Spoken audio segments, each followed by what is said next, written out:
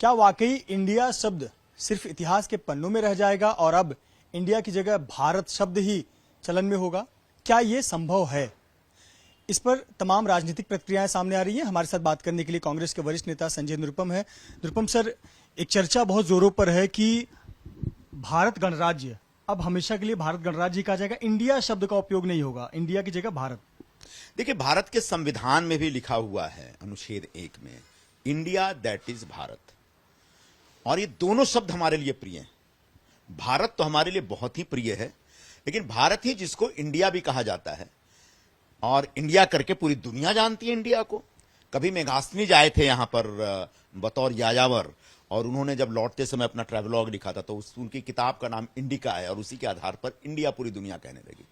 और इसीलिए इसको संविधान ने भी रिकॉग्नाइज किया, और हमारे संविधान निर्माताओं ने कहा कि इंडिया दैट इज भारत।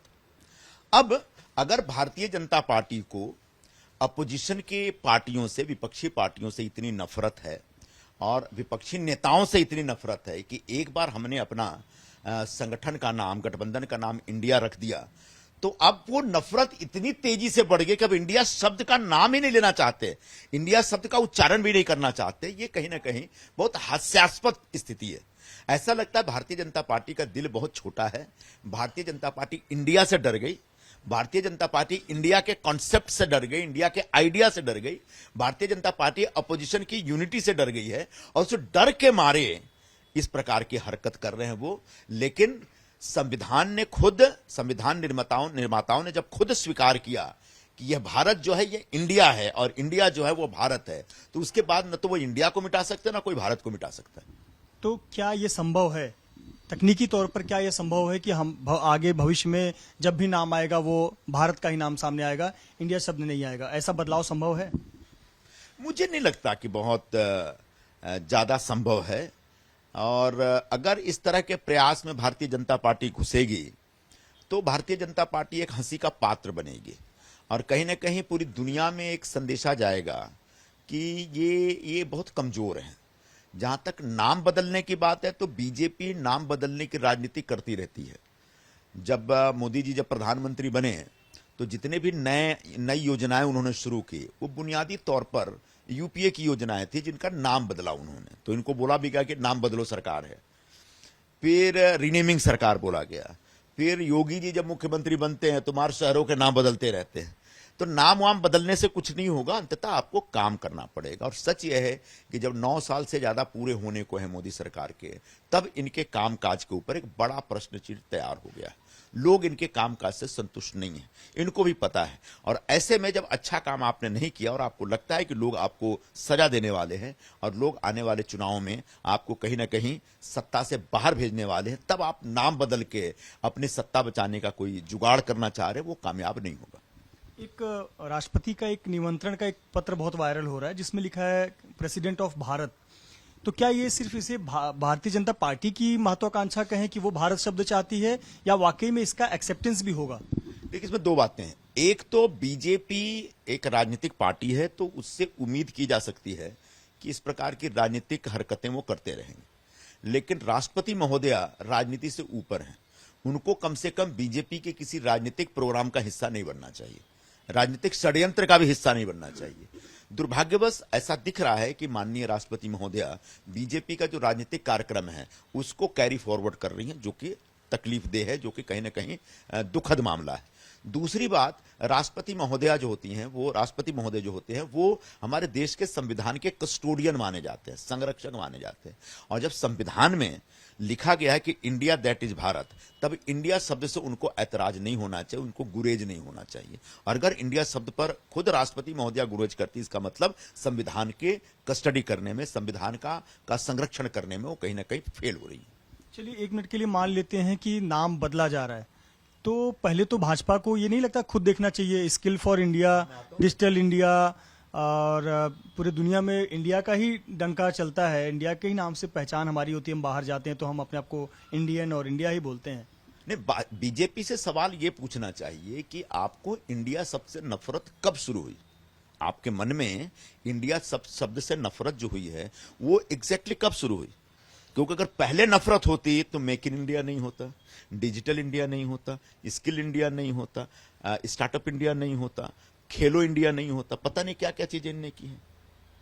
तो नफरत तब शुरू हुई जब अपोजिशन की पार्टियों ने अपने गठबंधन का नाम दिया। इसका मतलब सवाल इंडिया का नहीं है, सवाल इंडिया नाम जो अपोजिशन ने लिया उसका हो गया। अगर कल को मान लीजिए अपोजिशन पार्टियों ने अपने गठबंधन का नाम भारत लग दिया होता तो ये तो भारत से भी नफरत करने लगते हैं।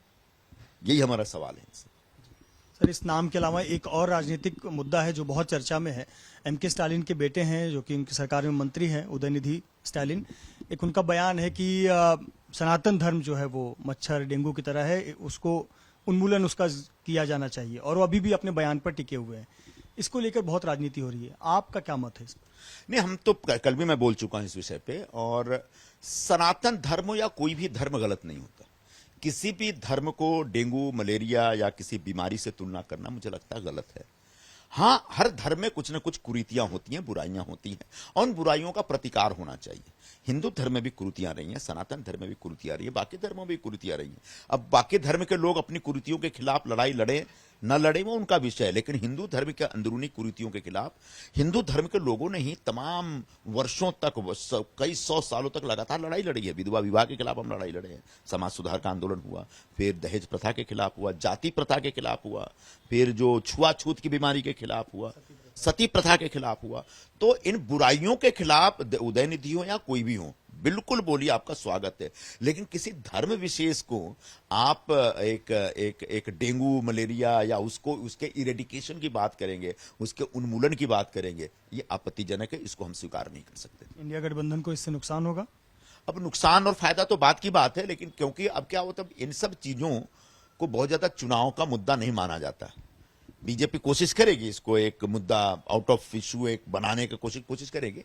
मुद्दा इस समय महंगाई है, मुद्दा इस समय बेरोजगारी है, मुद्दा हमारे देश की आर्थिक स्थिति है, मुद्दा हमारे देश में जो एक नफरत की राजनीति चलाई जा रही है बीजेपी की तरफ से वो है। तो इन मुद्दों को दरकिरार करने के लिए बीजेपी रह के इस प्रकार के मुद्दों को एक उसके आकार से ज्यादा फैलाने की कोशिश करेगी, और उसमें मीडिया भी उनको साथ देता रहेगा। लेकिन मुझे लगता है आखिरकार इस देश की जनता ने लगभग तय कर लिया है कि बुनियादी मुद्दों के ऊपर इस बार चुनाव प्रक्रिया में शामिल हुआ जाए और भारतीय जनता पार्टी को रोका जाए। आप कहें कि बुनियादी मुद्दों पर शामिल हुआ जाए, लेकिन उदयनिधि के बयान के बाद ही देश के कई और नेता इसी प्रकार के मिला जुला बयान दे रहे हैं। स्वामी प्रसाद मौर्य का बयान आता है, प्रकाश अंबेडकर ने देखिए ट्वीट किया है, सनातन धर्म इक्वल टू अनटचेबिलिटी। अब सनातन धर्म को पूरी तरह अनटचेबिलिटी की समानता के उस पर ट्वीट किया है।